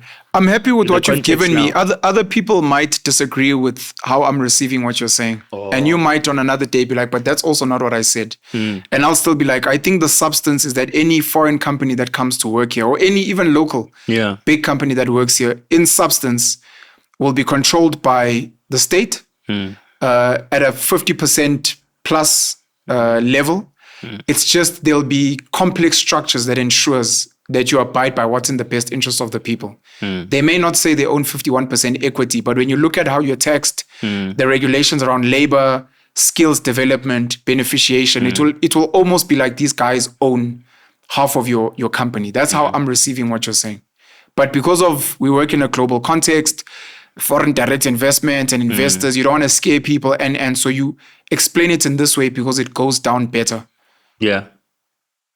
It goes down better for them, but essentially but also we mustn't neglect the state capacity aspect that we raised earlier. Please mention the state capacity, because to what I was saying, if you guys do this control thing, I don't see why you need a state-owned bank, why you need a state-owned mining company, because already the companies playing in that space will be controlled by you in effect. So it doesn't matter. The state still needs to have its own capacity. A lot of the corruption in South Africa is related to the lack of capacity of the state. The fact that we don't have a state manufacturing company results in tendering, which allows a lot of money being lost through middlemen and through contractors, through construction mafias and things of that nature. The state of our roads, we have to contract in order to build them because we don't have a state road company. So a lot of the spheres of society that are not developing today are dependent on the private sector to an extent at which it can't continue. So the state needs to have its own ability in case these multinationals say, we're tired of this regulation, we're tired of this taxation, we're tired of the laws that make us beneficiate the local communities of South Africa. Okay. We must have our own state mine, we must have our own state construction company, we must have our own state road company, because the likelihood is that these regulations that we are going to put into place are going to scare these people away anyway. They might not want to comply. It becomes important for us to have our own mechanisms of controlling development of South African society. But also, we're not sovereign if so many multinational companies are in control of your developmental trajectory. If everything you need to do to develop depends on a contract, how sovereign are you really? Because it means that your entire state is run by the private sector, and then your only intervention is regulation. So it's important. It sounds like an insurance policy, what you're speaking about. Not only insurance. The state capacity is, we don't ever want to be fully bullied or potentially bullied. We already are. No, we are now. Yeah. And I was saying if you have state control, then you don't have to worry. But you're saying we'll do control. Some people will say you guys can go jump. And you're like, as an insurance policy, we also have our own state companies. Not only as an insurance policy, as a necessity. No state should not have its own state manufacturing company. I guess the multinationals are going to complain that, but the state-owned companies get a priority. They have a priority in manufacturing, a priority in mining. Have to deal with it. I thought everyone appreciated Trump's decisiveness. It's only with Africa that it becomes a challenge. You guys are playing around this thing. You actually just want state-owned companies of everything. And this is like because this is how I'm reading it. The state must be at the center of all development. All the multinationals ultimately must run away. No, and that's everything not must be run by the state. Those who are not interested in being guided in terms of their business in South Africa, it's up to them whether they stay or go. But we must have our state capacity, and we are not saying the private sector must go away. We welcome private sector involvement, we welcome private sector participation in South Africa. But because this private sector participation is going to be guided by the state and possibly harm your profit margins, you're going to run away. Not that your profit margins are going to make you poor. You're still going to be rich as hell, but you're not as rich as you could be because of regulation. You're not going to run away. And I think it's a myth. A lot of people said they're going to leave South Africa after 1994. A lot of people keep saying they're going to leave South Africa and not invest anymore because of BEE. Yes. It's not happening. It's a myth that there's a reason why they do that, by the way. Yeah, what is the reason? Well, depending on who you ask. If it's idiotic people at the bottom, it's because they bought into media propaganda. Yeah. If it's people at the top, they're trying to control certain aspects of the market and the messaging for... No, part of it is to maybe devalue the rand or to short certain stocks and then resell. Yeah. It's part of the game. Yeah. I think it's what happened with the Rothschilds between Britain and France, where they were sending mixed messaging and then buying up assets for a steal. So we have to control that game. We can't become subjects of it. Can I read between the lines, or must we just let it go? You can do anything. So at 1:30. My apologies. Okay. I'll try and shut it down. Thank you for that. We don't need to go into this. I'll let people read between the lines, but I have an understanding of why certain white people, certain well-off people, certain international people have issues, even after you've explained it as nicely as you've explained it, because they're reading between the lines what I'm sort of reading between the lines, and it doesn't sound like an ideal situation for them and their profit maximization agenda. It wouldn't. When we don't exist, a state shouldn't exist for the profit maximization of anyone. Everyone must be able, that's exactly what we were talking about earlier about socialism. Everyone must be able to sustain themselves. The problem of profit maximization is greed. Just because the state regulates you and tells you to do some certain levels of local beneficiation, stop making us an export-orientated country, doesn't mean you're going to go poor. But greed motivates you to threaten to run away or to run away because you're not making as much as you could be, but you're making enough. In the interest of time, because we don't have you for that much longer, 2 questions. You can go on these for, I think we've got 12 minutes. Yeah. I still need you to clarify the open border policy. Many people said they wouldn't vote for the EFF based on that last year, and it seems there was miscommunication. And then your thoughts on and your opinion on why you think Floyd Shivambu left, Advocate Dali Mpofu left, and if you have anything to say around just the stories around Mbuyiseni Ndlozi. Yeah, those will be my closing. I'm not sure why there's a consistent misunderstanding of the EFF's open border policy. Because fundamentally at the root of it is that we want to promote intercontinental trade, intercontinental development, ensuring that we develop an African economy where there's collaboration in building mutual infrastructure and beneficial relationships. But also there must be open travel across the continent, not necessarily undocumented. Sure. So the EFF believes in documentation. We do believe in documentation. There's no other way you're going to run a stable society. No one can just come and go anywhere. I mean, to get on a flight, I had to produce an ID now. We believe in documentation. We subscribe to it. You also believe in borders. We don't believe in borders. At all? We don't believe in borders at all. When you speak about easy travel, would there be a border or is it in another mechanism?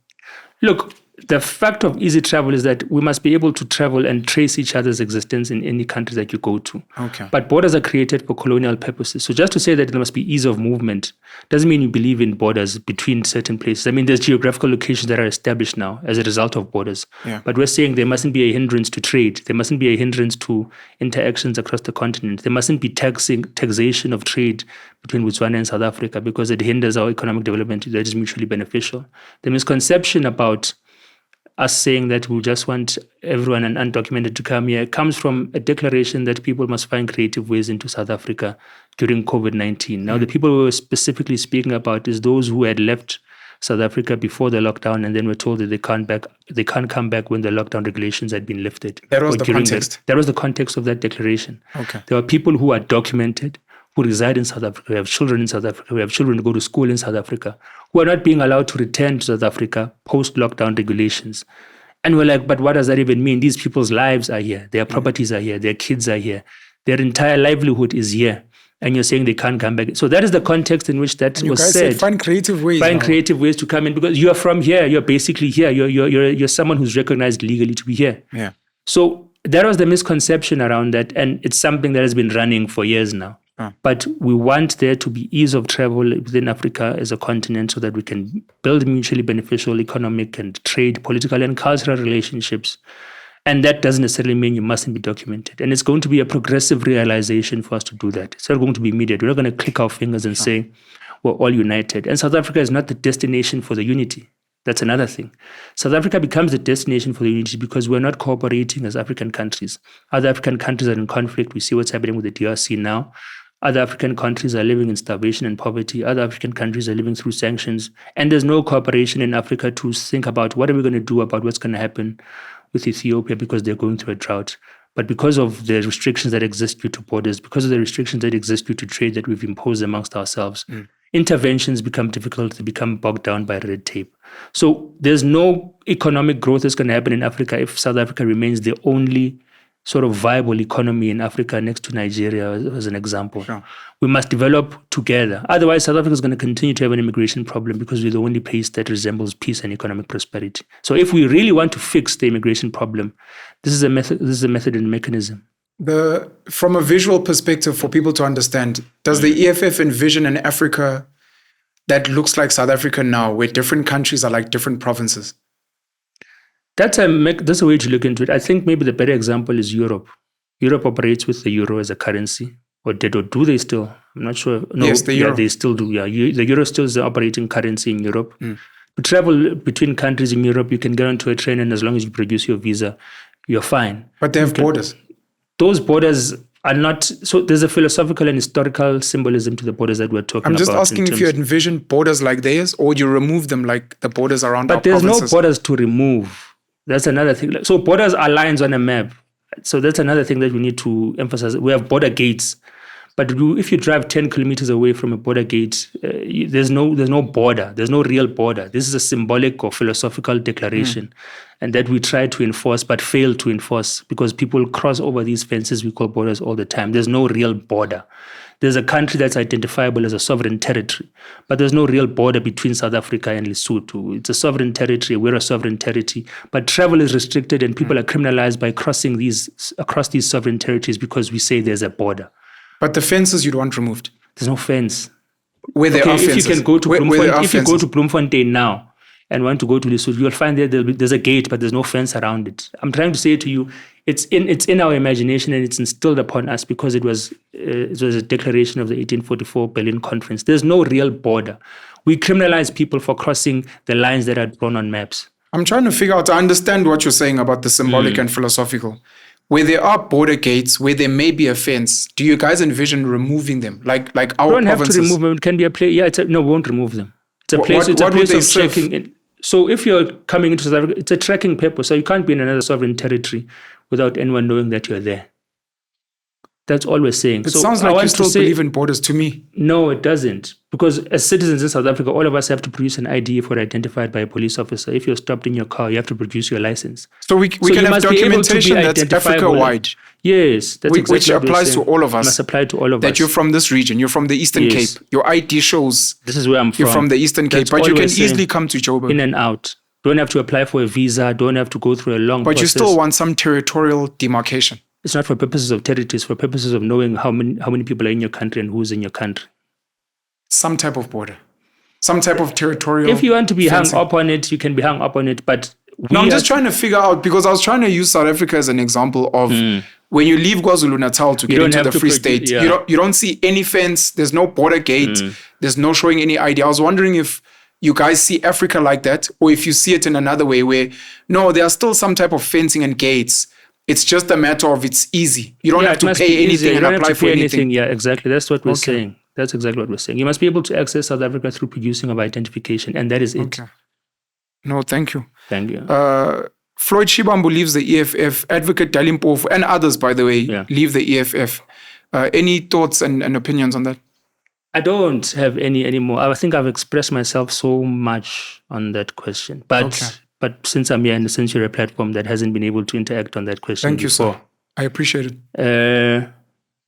I found it disappointing. I found it extremely disappointing. I think it represented the highest level of opportunism that I've encountered in my short political life because it's not explained. I don't think either of them have adequately explained. Their first explanation is that it's in pursuit of building black unity, and they think that the MK party is the most viable vehicle to pursue that black unity and unite black political parties and black people in general. When did they come to that realization? When the MKP got 14% of the vote? When did it occur to them that this new political party can become a vehicle to effect change? I mean, before a couple of months ago, the MKP didn't have a constitution, didn't have ideals, didn't have principles set in place. So how did they know that this is a vehicle to pursue the black unity that they wanted to pursue? They leave the EFF, which has offices, membership, provinces, people represented in parliament, a 10-year history, to join another political party because it looks like a more viable vehicle. To me, it's their electoral outcomes of 2024 and nothing else. Yeah. That's why I say it's opportunism. So I do not understand it. I'm no longer interested in understanding it. And I think a lot of things that we must say to the people of South Africa is that the reason we were so emphatic and hung up on explaining it and talking about it and characterizing it when they immediately left is because it's necessary. Because people, when they look back in history, must know that these people did this for this reason, not the reasons that they claim they did it for. So it was a necessary political characterization that this is what happened during this period in the history of South African politics, and these two political actors made this decision for opportunistic reasons, and they must be condemned by history for it. So we were not talking to people of today when we were constantly reminding you that this decision is not informed by political principle. It's not informed by ideology. It's informed by electoral opportunism. And when we say that, whether you agree with us or not today, it's people who are going to look back in history and decide whether we were right or wrong. Sure. Your thoughts on Advocate Dali Mpofu saying that himself and ex-President Jacob Zuma actually set to conjure up the Mkhonto Wesizwe party, and he was there at the inception while he was still a senior leader of the EFF? extremely disappointing. I wasn't sad about Floyd. I was sad about Dali. Dali, it made me very sad because when Floyd left, Dali was the first one to contact our president and say, I want to go on SABC and respond to this guy. This guy's talking nonsense. I need to respond to this thing of this guy who's left us now and went to. And then 2 weeks later, he goes as well. And we're like, I don't understand why one would do this. Why did you profess your loyalty immediately after someone betrayed the EFF, only to betray it further down the line, and only to say later that you've been planning this betrayal for 2 years? I thought that was something, as a young person, I don't understand how an elder could do something of that magnitude. So Dali's one felt personal because I don't understand how an old person, an old respected person, I mean, Dali's got a long history in the liberation struggle in South Africa. Why would he taint his character and compromise himself in that manner? So I don't want to talk about them anymore because I think we've closed the chapter of characterizing them. Yeah. But it will always be necessary time and time again to just reflect as to this is it's complete madness and opportunism. And hopefully it doesn't come back to bite them. Hopefully it doesn't harm them because Zuma is known to be someone who uses people and then throws them away. And as the president of the EFF said on another platform, the only person Zuma is loyal to is his family and his daughter in particular. No one else who was with Jacob Zuma when he was elected in 2007 is still by his side today. Zweli Nzimavavi, Julius Malema, who else? A lot of comrades, Suprama Umapilo, a lot of comrades who were part and parcel of the election of Jacob Zuma as president in 2007 are not there today, are not by his side today. A lot of people who were with him and by his side when he was president of South Africa for 2 successive terms haven't joined him on the other side. Loyalists of Jacob Zuma. Ace Magashule, why is he not joining Jacob Zuma? Why is no one talking about that? Lindiwe Zulu, Lindiwe Sisulu, why are they not joining Jacob Zuma? The Deputy Secretary General of the ANC now, the first Deputy Secretary General, they call her Mama Action. I don't know why I'm forgetting her name. Nomvula Mokonyane. Yeah. Why is she not joining Jacob Zuma? Because these are known lieutenants of Jacob Zuma who have ensured his stay in power, who've defended him. Baleka Mbete. Why is Baleka Mbete not joining Jacob Zuma? She defended him as a speaker at the expense of her own career. Why are they not joining him? Because they know he uses people and no one else ever survives him. So we wish, I hope that they'll survive Jacob Zuma, but there's no history of anyone surviving Jacob Zuma. You're relatively young, and I don't know if you'll take us into your confidence. You just, as a young person, after everything you've said, the disappointment of realizing that elders within this political space are such vultures and opportunists.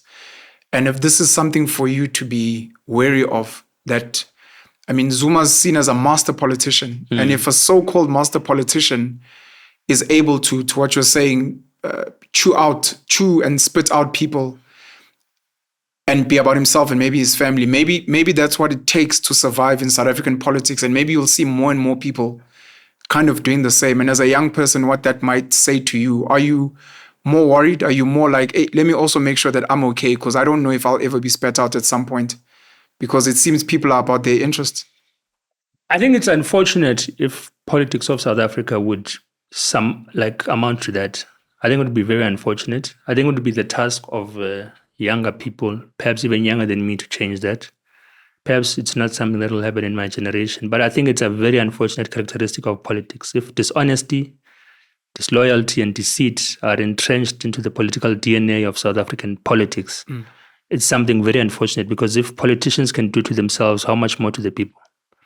If someone can betray and defy and deceive and mislead someone that they work with for decades, I mean, 15, 20 years you've been sitting next to someone, and you can just, at the drop of a dime, because a new political party came onto the scene and got more votes than the one you're in, just walk away and then speak ill of your relationship with that individual who you used to call a brother, whose kids you've seen and raised along their side. If you can just drop that person like that because another political party got more votes, I think it's a scary, scary reality that should never be allowed to define South African politics. And we should not inherit those type of politics. We must have politics of honesty, of loyalty. If I'm tired of you, Penuel, I must be able to tell you, look, this is what I'm tired of. I'm unhappy with this. Can you change it? This is what you've done to me. Can you change it? This is what you did to me. It's too late to change it. This is why I'm leaving. We don't know why these people have left. Yes. The reasons they've given are insufficient and dishonest. So the politics of South Africa certainly should not amount to that. Otherwise, then there's really, really, really little hope, I would say. I'm not sure why this guy is not bringing us into his confidence, because so many of us are huge fans of his. Yeah. Is Mbuyiseni Ndlozi on his way out? Not to my knowledge. To my knowledge, Mbuyiseni Ndlozi is still a member of the EFF. He resigned voluntarily from Parliament. He didn't attend the NPA of the EFF by his own volition. So to my knowledge, he's not going anywhere. I've seen speculations that he's being approached by the ANC. I saw Mbalula say some things as well. But to my knowledge, he remains a member of the EFF. You're speaking about transparency and honesty. It would be nice because, I mean, he can see the news storm out there, people speculating. And, you know, as a loyal cadre of the EFF, to just come out and be like, hey, guys, khulekani, I'm still here. But he seems to also be playing some games that we don't understand. I don't know. Hey, I had a bit of an outburst about exactly what you're saying. I think a couple of months, November or December. But like, why are you not talking? Like, why are you not taking us into confidence? Because we're being villainized in your name. But I don't know. You'd really have to ask him. I haven't spoken to him in a very long time. So now, anything else that you'd like to leave with us or to leave with the people out there? I don't know if you want to speak to me. Speak to the camera. No, I'm good. I'm not a talkative person. Without questions. Without questions, I don't have much to say. Look, I'm just an ordinary South African who's interested in uplifting our people from poverty and hopelessness. And hopefully, I'll be able to leave my mark, and many others will do the same. I invited yourself last year to a sit down. You said you were not interested. I respected at the time the feeling around that. I appreciate that you have honored this invite. It means a lot to me, and it speaks to, I think, a culture that we need to cultivate. To say, I could have been like, fuck that guy, EFF can go die. But it's to say, look, he was angry for reasons that maybe social media things had said. Yeah, you said we laundered money. That you laundered money? That's what you said. What did I say? We were having a gala dinner. Oh. And you said, is this not a form? Not a gala dinner, actually. It was a question. You said he was doing something about a jazz. And it was very expensive to sit there. Yeah. I question it every time, by the way. And I'm like, this guy, I'm talking to him on WhatsApp. Then he's saying we're laundering money on that. So I'm like, And I hadn't seen it here. I think a follower brought it up. I can imagine. No, I was asking questions, man. I was like, these things don't make sense. It wasn't just you guys, but you saw the one directed at you guys. MK, the MKP had one recently, I think. ANC always has these things. A seat for 50,000, and I'm like, where does this money come from? And it was a question. So I apologize if it came that way. No. Yeah. So I'm speaking to you personally, but there are many people behind you as well that may not understand. On their behalf as well, to just say that's not what I was trying to do. I was trying to ask a question and saying, hey, this might be money laundering. And I apologize if it was misconstrued. But even after you saying you're not interested, for the fact that you were willing to still listen to me, for the fact that you came today, I want to say thank you. And outside of me and you and social media, which can become a mess, for the passion that you have for South Africans, for the passion that you have, the story that you've told us, as a young guy, a UCT, with parents who are staunch ANC supporters, to still be passionate about where this country should be. Nothing in what you're saying is about, no, Bella Chief, not we must also be big in life. You're saying the people deserve better. And you found the EFF to be that vehicle and you've served. And you're speaking openly to us about many of the dynamics around trying to clarify some of the things we may not understand. I just want to say thank you. And I wish yourself, the EFF, nothing but the best, especially as we go into the local elections in 2026. Thank you very much, my brother. Sinawo Thambo. Thank you so much, bro. Sharp.